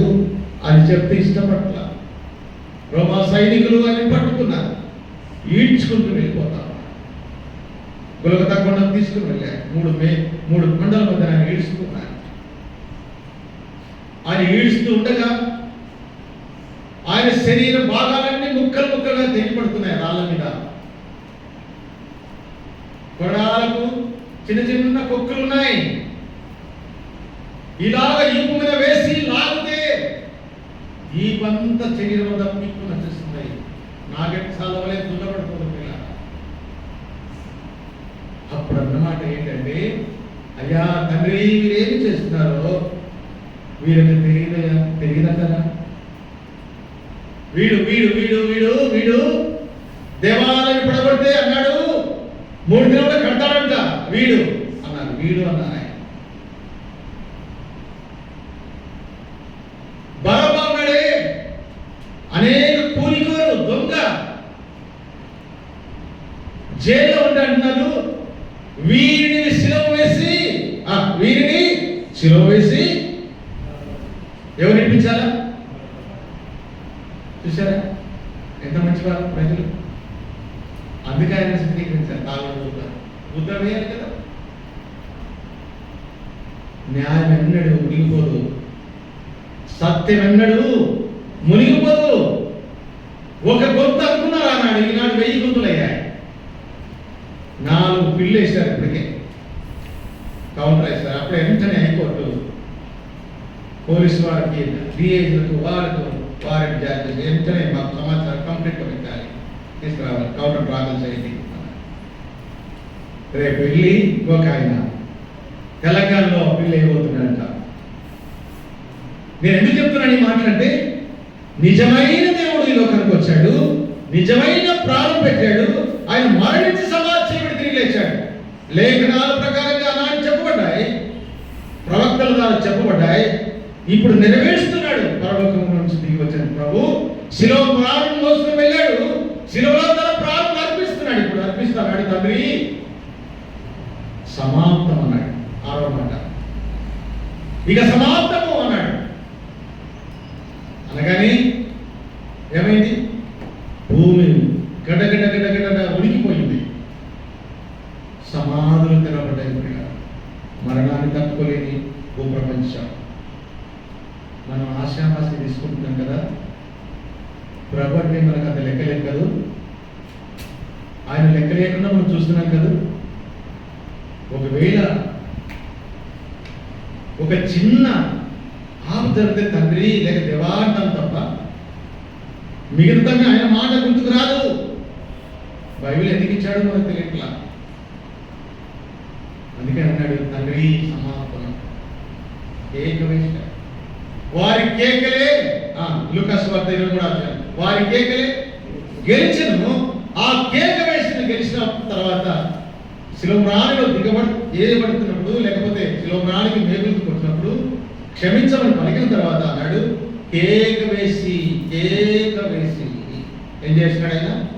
సమాప్తమని కేక వేసి అన్నాడు. శిలువలో కేక వేసిన ప్రభు, నిన్ను నన్ను పిలుస్తున్న ప్రభు. పిలిస్తే కొందరు వచ్చి ఆకర్షించబడి ఇంకా కొందరిని పిలుస్తున్నాడు, చేతులు దాపుతున్నాడు. ఇంకా ఎవరైనా ఉన్నారా? చూడండి, నా చేతులు చూడండి. తోమతానండి కదా అయ్యా, నమ్ముతావా? నమ్మకపోతే నా చేతులు చూడయ్యా. ఇదిగో నీ కొరకే కొట్టబడినా, నీ కొరకే నా పాదాలను మేలు తెచ్చబడినాయి. నా తనలో భయంకరమైన ములగేయటం చెప్పేటబడ్డాడు. డొక్కలు బలంతో పొడిస్తే రక్తము నీరు రెండుగా కారిపోయా. సైనికులు ఉన్నారట, సాయంకాలం అయింది కదా, ఆ దొంగలు ఉన్నారు కదా, వాళ్ళ కాలు చేతులు సత్యావేసి చూసి వాళ్ళ కాలు చేతులు ఎదుర్కొంటూ వస్తామన్నారట. అంటే పొమ్మంటే వాళ్ళు వెళ్ళి ఆ ఇద్దరు దొంగలు కాలు చేతులు ఎదుర్కొంటే అప్పుడు ప్రభు దగ్గరికి వెళ్తే ఆ దొంగల కాలు చేతులు ఎదుర్కొట్టబడ్డాయి కానీ ప్రభు అప్పటికే చనిపోయాడు. అందుకని ఆయన కాలు ఇరుగొట్టబడలేదు అని రాయబడింది. నేను ఎందుకు ఈ మాట చెప్తున్నాను పిల్లగా? లేఖనములు చెప్పినట్లుగా, ప్రవక్తలు చెప్పబడినట్లుగా ఆయన ఈ లోకానికి వచ్చాడు. తన ప్రాణం పెట్టడానికి ఇష్టపడి వచ్చాడు. ఇష్టపడిన వాడు కష్టపడ్డాడు నీకోసం, నా కోసం. శిలోమ్రాణికి వెళ్ళాడు, తన ప్రాణం పెట్టి కూడా ప్రేమించాడు. తండ్రి, మీరు చేస్తున్న తెలియక చేస్తున్నారు. మనం కూడా మన పిల్లలకి చేసిన ఏమంటాం? ఏమనయ్యా తెలియక చేస్తున్నాం. పిల్లలు అయింటారు, వాళ్ళకి పిల్లలు అయింటారు. మనం తల్లిదండ్రులుగా ఏం చెప్తాం? ఏమనయ్యా తెలియక చేస్తున్నాం. నిజమా? ప్రభు అంటున్నాడు, తండ్రి చేస్తున్నది తెలియక సమాప్తం కేకవేస్తున్నాం. ఒక్కసారి ఆలోచించాలి. ఏదో ఆదివారం లేకపోతే ఈ యొక్క సమయాన్ని పురస్కరించుకుని వచ్చినాం అనుకుంటే కాదు. మనం ఆదివారం ప్రతి వారం ఈ విషయాలు మాట్లాడుకుంటున్నాం. వాక్యం అర్థమైందా నీకు? నాకు అర్థమైతే చక్కగా బతుకుతాం. అర్థం కాకపోతే మన బ్రతుకు కరెక్ట్గా నడవదు. ప్రభు అర్థం కావాలి నీకు నాకు. ఆయన వచ్చింది ఎందుకు? ఆయన ఏమని ఉన్నాడు? ఆయన ఎందుకు వచ్చాడు? వచ్చిన పర్పస్ ఏంటి? ఏం చేసి వెళ్ళిపోయాడు? మరలా ఆ వచ్చిన వాడు తిరిగి వెళ్ళిపోయాడు, మరలా తిరిగి వస్తా అన్నాడు. ఈ మాట మనం చూసినప్పుడు ప్రియులారా, నేను ముగిస్తున్నాను. ఆయన వచ్చిన పని ఏంటి? మరణము పొందెను, సమాధి చెయ్యబడింది, సజీవుడుగా ఇప్పుడు లేచిన వాడు, శిష్యులకు కనపడిన వాడు. అందుకు అది సమాప్తమని కేకవేసి మరణించి సమాధి చేయబడి తిరిగి లేచినప్పుడు ఆయన మనతో కూడా ఉన్నాడు. ప్రథమైన కనిష్టమైతే ఆయన ఎందుకు వచ్చాడు? ఆయన వచ్చిన పర్పస్, ఇష్టపడి వచ్చాడు, కష్టపడ్డాడు, ప్రాణమును సైతం దారిపోసాడు, మరణానికి అప్పగించబడ్డాడు. ఒక్కసారి ఆయన వైపు చూస్తే రక్షణ కలుగుతుంది. కాబట్టి ఈ మాటలు ఆయన చెప్పిన మాట, 6వ మాట సమాప్తమని కేకవేసి. పై వచనాలన్నీ అన్నగారు కొంత కోట్ చేశారు కాబట్టి అవన్నీ చెప్పలేదు. కానీ 6వ మాట సమాప్తం. ఒక దినం మనం సమాప్తమైపోతాం. భూమి మీద మన ఉనికి ఉండదు. పగడాల గారు చనిపోయారు, కానీ తన భూమి మీద ఉనికి బతికి ఉంది. కొన్ని వేల మంది ఆయన చేత ఈనాడు హెచ్చరించబడిన వారు, రక్షించబడిన వారు, అడుగుజాడలు నడుస్తున్న వారు కేకలు వేస్తున్నారు ప్రజార్లలో. ఆయన కోసం ఏమైనా చేస్తామన్నారు. అందుకని మరి జ్ఞాపకార్థ కూడికలు పెడుతున్నారు ప్రతి జిల్లాలో. ఎందుకని అంటారు? మన ఇంట్లో చనిపోయిన వాడిని ఒక్కనాడు చూస్తే 2 రోజులు అయిపోయింది కానీ పని అయిపోయింది. చూడండి, 26 జిల్లాల్లో కూడాను రేపు కడప జిల్లాలో పెడుతున్నారు సంతాప సభ. ఇలా గట్టిగా మాట్లాడితే అజయ్ బాబు అనే వ్యక్తిని అరెస్ట్ చేశారు. తన గుండు పట్టించారు. ఆయన ఏడుస్తున్న మాట చెప్పమంటారా? అతనికి ఒక తలనొప్పి ఉందట. ట్యాబ్లెట్ వేసుకుంటే తప్ప తను సరిగా నిలబడలేడట. ఆ జైలు సూపరింటెండెంట్ అడిగాడట, అది ఒక ట్యాబ్లెట్ కావాలి అంటే, రేపు సావురా అని ఇష్టం వచ్చిన బూతులు లా మా నువ్వు 15 నిమిషాలు ఎర్రకండలో నిలబెట్టారు. ఒట్టి కాలంలో 3-4 వచ్చి కనుక తలకాయ కట్టేశారట. ఈ ఎంటికలను రిమాండ్ చేసేసారు. ఏడుస్తున్నాడట. ఆ మాట లేక ఒక మాట ఏమిరా మీ అమ్మ ఆ రోగం వాళ్ళతో ఏమైనా ఉందా అప్పుడు అన్నాడు. ఏమి చెప్పలేదు. నిస్సాయం అయిపోయాడు. ఏడ్చుకుంటున్నాడట. తండ్రి ఎందుకు ఈ బాధ? ఒక్కసారి అనుభవంలోకి వస్తే తప్ప అర్థం కాదు. అట్లనే ప్రభు మన కోసం ఇంత వేదన పడి మరణించి సమాధి చేయడం, ఆయన తిరిగి లేచి వచ్చినటువంటి ప్రభు ఒకేసారి వచ్చాడు. మన కొరకు తన ప్రాణం అర్పించి మనలో వస్తున్నాం. అందుకొరకు ఈ మాటలు విన్న మనం పురికొల్పబడి రాబోయే కాలంలో సాక్షులుగా ఉన్న ప్రభుత్వ జీవితం దేవుడి కాలంలో